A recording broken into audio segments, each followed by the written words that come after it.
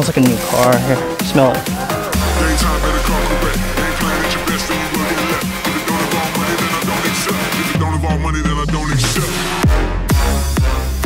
What up, y'all? Obviously we got something special for you today.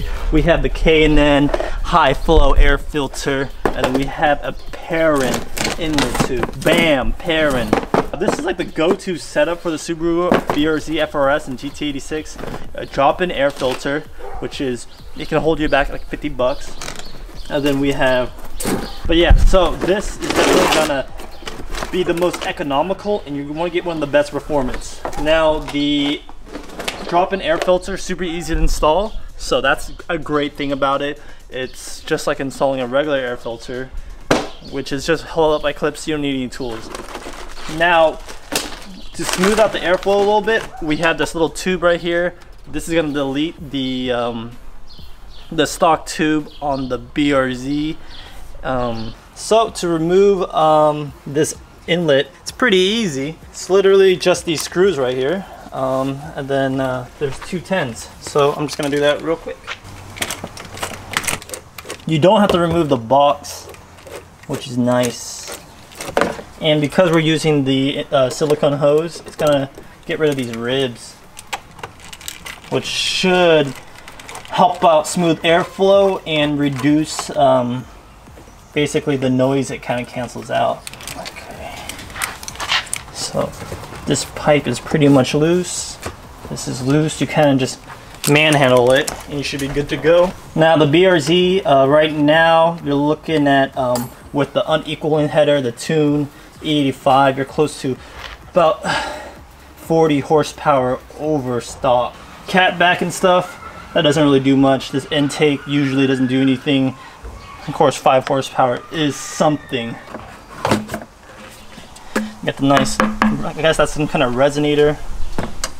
And then we got to remove that. That's the 10s.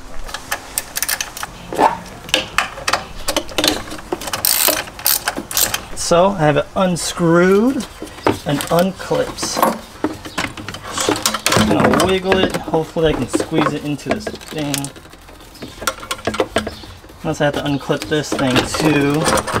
Looks like I don't need to. I'm gonna unclip the, I don't know, plug for the alternator.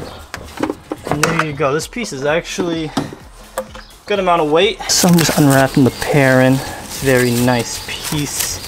Just put these little rings in here. Make it so it's easily accessible. Kind of like earlier, you just want to manhandle it in there. Or woman handle it. Good. Perrin's really good at engineering things too. So I have no like hesitation. This is not some cheap knockoff part. Double check your connections, make sure they're solid. Yeah. I mean, then we have to get to this point right here. This is the air filter. You kind of have to maneuver a little bit. Take this out, but here it is. Here's the stock one, got some leaves in it. I'll show you what we're replacing with. This is actually real games, alright? Real games. That's what we're replacing with. Ooh. Smells like a new car. Here, smell it. And yeah.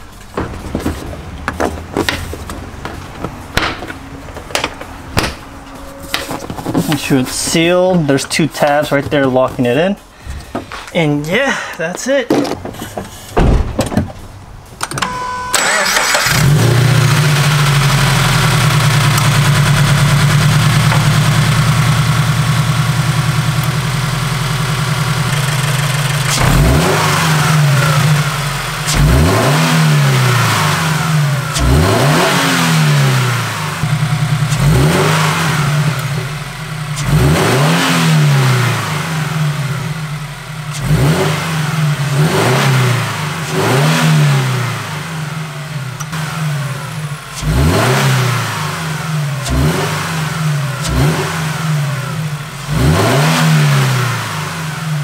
In the BRZ, we're gonna do some interior sound difference and just how I overall feel about the upgrade.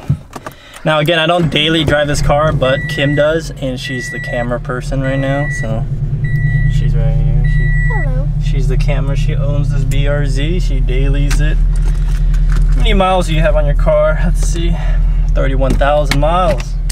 So it's a great experience. I can't really tell it. I can't really hear the intake. I just hear the exhaust really. So that's what you're looking for. Do you hear the intake more? It should be like a vacuum suction noise, like.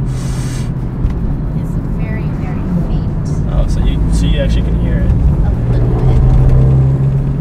Alright, so that was at very low RPMs. Let me like open the throttle a little bit. It's gonna be basically open throttle.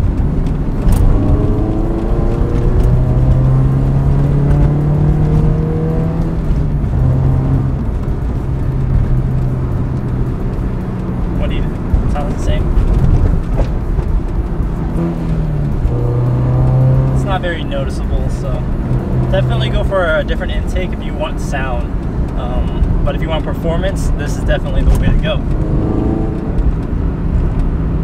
I'll be able to fully open this up, and you guys can just hear it when I go on the freeway.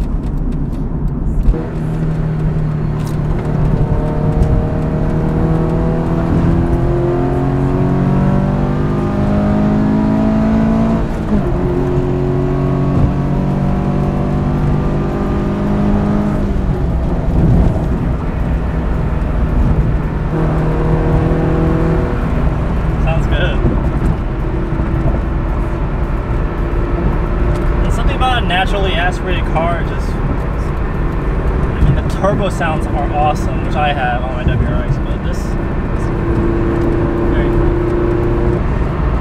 Alright, thanks guys for watching it again.